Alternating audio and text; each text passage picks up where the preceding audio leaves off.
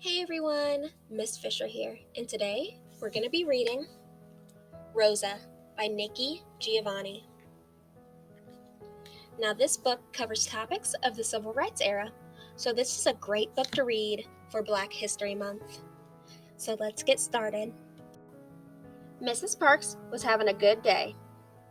Mother was getting over that touch of flu and was up this morning for breakfast at the table.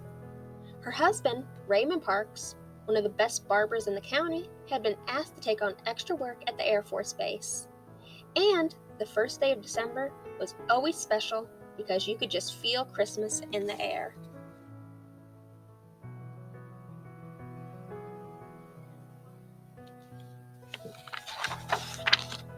Everybody knew the alterations department would soon be very, very busy. Mrs. Parks would laugh each year with the other seamstresses and say, "Those elves in the North Pole have nothing on us."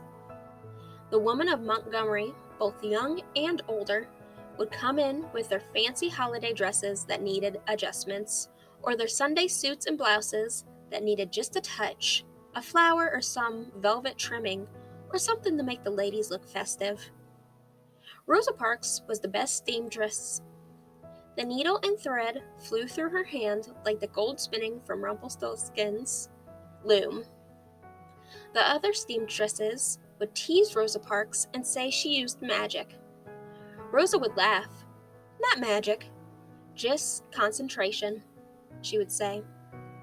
Someday, she would just skip lunch to be finished on time.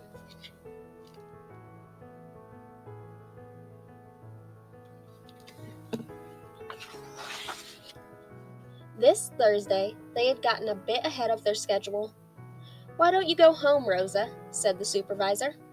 "I know your mother's feeling poorly, and you might want to look in on her." The supervisor knew Rosa would stay until the work was done, but it was only December 1st. No need to push. Rosa appreciated that. Now she could get home early, and since Raymond would be working late, maybe she would surprise him with a meatloaf, his favorite. "See you in the morning." Rosa waved goodbye and headed for the bus stop. She fiddled in her pocket for the dime so that she would not have to ask for change.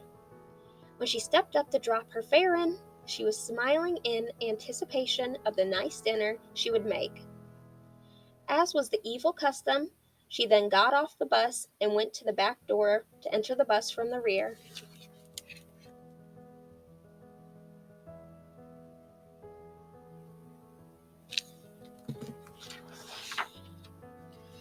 Rosa saw that the section reserved for blacks was full, but she noticed the neutral section, the part of the bus where blacks or whites could sit, had free seats.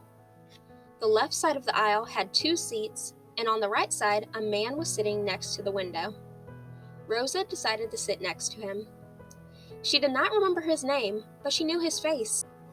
His son, Jimmy, came frequently to the NAACP Youth Council affairs. They exchanged pleasantries as the bus pulled away from the curb. Rosa settled her sewing bag and her purse near her knees, trying not to crowd Jimmy's father. "Men take up more space," she was thinking as she tried to squish her packages closer. The bus made several more stops, and the 2 seats opposite of her were filled by blacks. She sat on her side of the aisle, daydreaming about her good day and planning her special meal for her husband.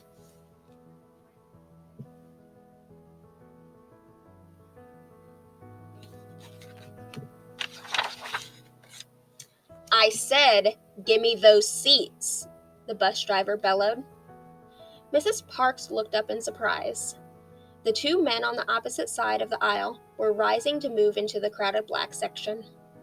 Jimmy's father muttered, more to himself than anyone else, "I don't feel like trouble today. I'm gonna move." Mrs. Parks stood to let him out, looked at James Blake, the bus driver, and then sat back down.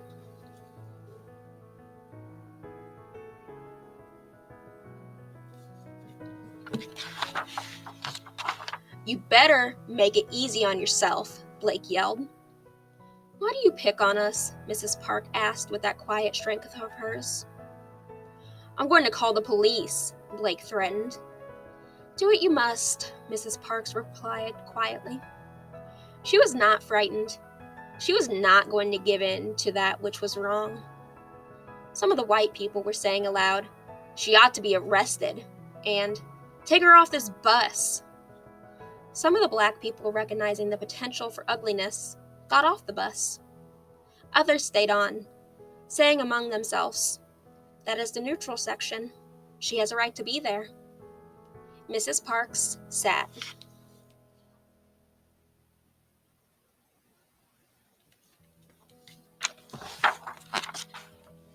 As Mrs. Parks sat waiting for the police to come, she thought of all the brave men and women, boys and girls, who stood tall for the civil rights. She recited in her mind the 1954 Brown v. Board of Education decision, in which the United States Supreme Court ruled that separate is inherently unequal. She sighed as she realized she was tired. Not tired from work, but tired of putting white people first. Tired of stepping off sidewalks to let white people pass. Tired of eating at separate lunch counters and learning at separate schools. She was tired of colored entrances, colored balconies, colored drinking fountains, and colored taxis. She was tired of getting somewhere first and being waited on last. Tired of separate, and definitely tired of not equal.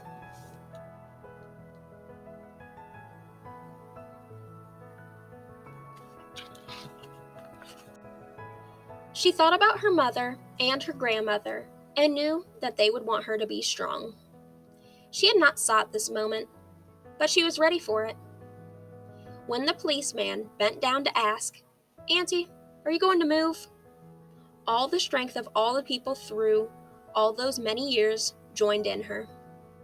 Rosa Parks said no.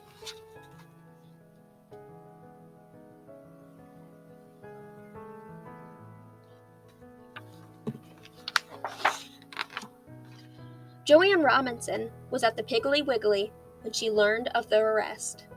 She had stopped in to purchase a box of macaroni and cheese. She always served macaroni and cheese when she baked red snapper for dinner. A sister member of the Women's Political Council approached her just as she reached the checkout lane. "Not Mrs. Parks!" Mrs. Robinson exclaimed. She then looked fervently around. "Pass the word that everybody should meet me at my office at 10 o'clock tonight," she said. Mrs. Robinson was also Dr. Robinson, a professor at Alabama State, the college designated for colored people, and she was the newly elected president of the Women's Political Council. She rushed home to put dinner on the table, cleaned up the kitchen, and put the kids to bed. She kissed her husband goodbye and hurried to the college. It was dark when they finally gathered.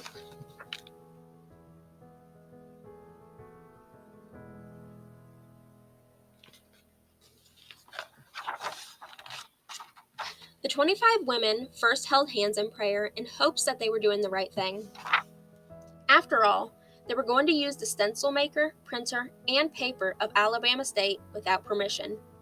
If they were caught at the college, they could all be arrested for trespassing, but they were working to undermine a vicious law. They decided they would stand underneath the umbrella of courage Rosa Parks had offered, keeping off the rains of fear and self-disgust. The women quickly formed groups to carry out each task. Making the stencils was the most difficult because the machine keys had to be struck very hard so that the letters would be clearly readable. If a mistake was made, the whole page had to be thrown out. It took a lot of concentration.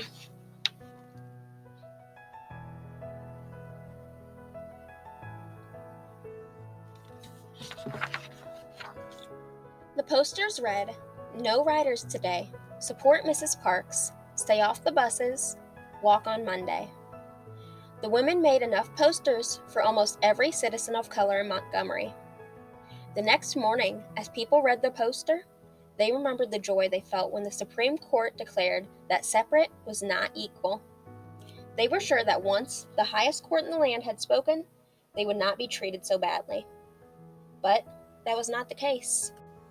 Soon after the ruling, Emmett Till, a 14-year-old boy in Money, Mississippi, was viciously lynched.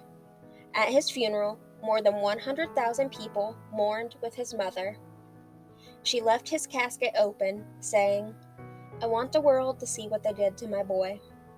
Now, only weeks after his killers were freed, Rosa Parks had taken a courageous stand, and the people were ready to stand with her.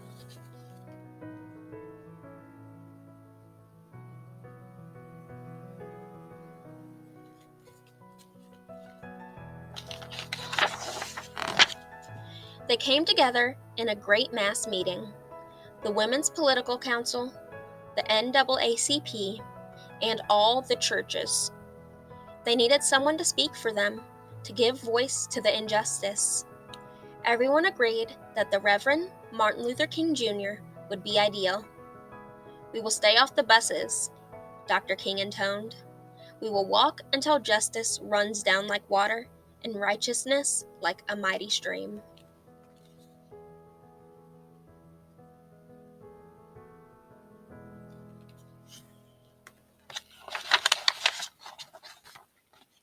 And the people walked. They walked in the rain. They walked in the hot sun. They walked early in the morning. They walked late at night. They walked at Christmas, and they walked at Easter. They walked on the 4th of July. They walked on Labor Day. They walked on Thanksgiving. And then it was almost Christmas again, and they still walked.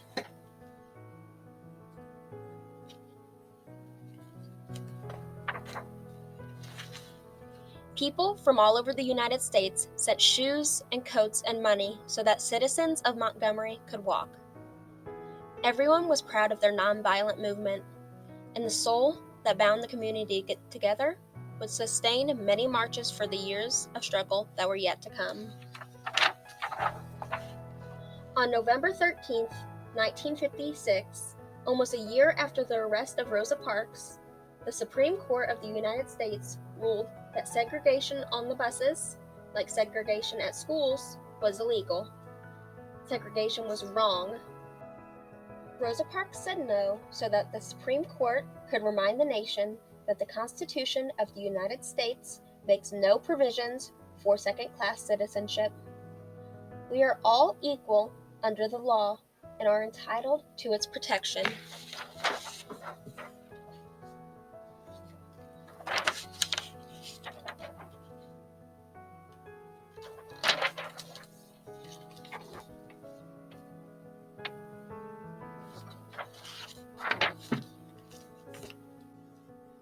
The integrity, the dignity, the quiet strength of Rosa Parks turned her no into a yes for change.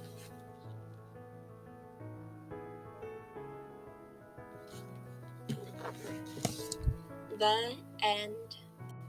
All right, everyone, that was Rosa by Nikki Giovanni. And this book covered some really hard topics of the Civil Rights era, but it's a very important part of Black history and U.S. history, so we must learn about it. All right, my friends, I will see you next time. Bye-bye.